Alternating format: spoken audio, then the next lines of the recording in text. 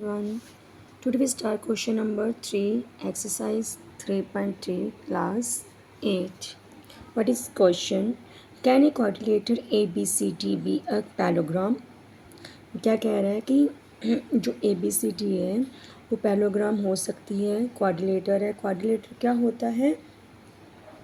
कोई भी चार साइड की अपनी डायग्राम होती है तो उसको हम बोलते हैं क्वाड्रिलेटर। तो अब उसने हमें क्या कंडीशन दी है, इन पैलोग्राम ABCD में angle D plus angle B is equal to 180 हो सकता है। तो कैसे? तो देखिए, जैसे मैंने ये डायग्राम ड्रॉ करी है ABCD, तो कहते हैं जो B और D है इनका टोटल 180 हो सकता है। कब हो सकता है? जब एंगल B और एंगल D 90 डिग्री के हों, क्योंकि ऑपोजिट एंगल्स क्या होते हैं? इक्वल होते हैं। पैलोग्राम में जो ऑपोजिट एंगल्स होते हैं वो क्या होते हैं? इक्वल होते हैं। तो ये कंडीशन तब होगी, अप्लाई होगी जब एंगल बी और एंगल डी हमें क्या मेंशन करा जाए? 90।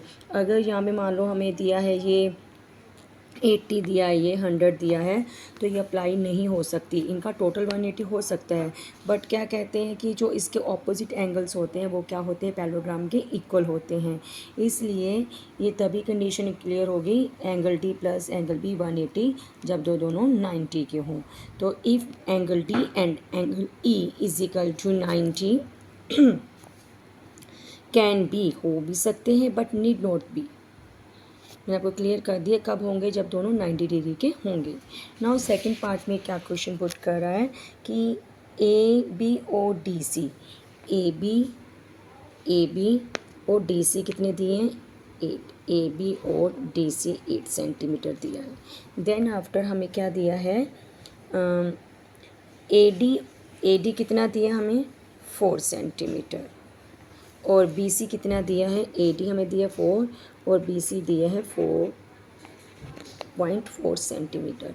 अब ये पॉसिबल है? नहीं पॉसिबल, बिकॉज जो पैलोग्राम की ऑपोजिट साइड्स होती हैं ना वो इक्वल होती हैं। ये तो इक्वल है बट ये दोनों अनइक्वल हैं, तो ये पॉसिबल पैलोग्राम नहीं है, क्योंकि पैलोग्राम की ऑपोजिट साइड्स क्या होती? इक्वल होती हैं। तो हम क्या लिखेंगे? No in a parallelogram opposite sides sides are equal but here AD not equal to BC। अब थर्ड कंडीशन में क्या पूछा है? थर्ड अपना जो पार्ट उसमें क्या पूछा है? कहते हैं angle A is equal to 70 और angle C is equal to 65।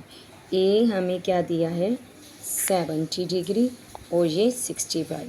अब ये भी पॉसिबल नहीं है कि पैलोग्राम में जो ऑपोजिट्स एंगल्स होते हैं वो क्या होते हैं? इक्वल होते हैं। इसमें हमें क्या मेंशन करा गया कि ए क्या है? 70 है और बी क्या है? 65।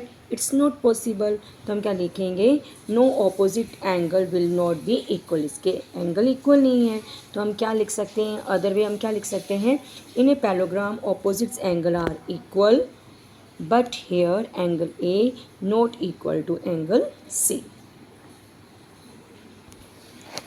अब फोर्थ क्वेश्चन में क्या पूछा है?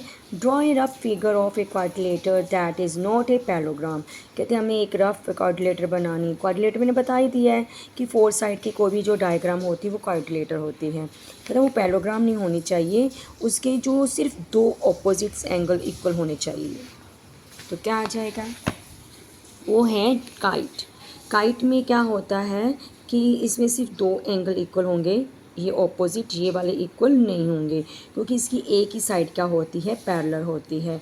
तो ये डायग्राम कौन सी होगी? काइट। तो क्या लिख सकते हैं? काइट वाली डायग्राम हम बनाएंगे। तो इसमें angle A is equal to angle C होगा बट डी और बी इक्वल नहीं होंगे। Thank you. आपको मेरी वीडियो कैसी लगी? Please like comment share please.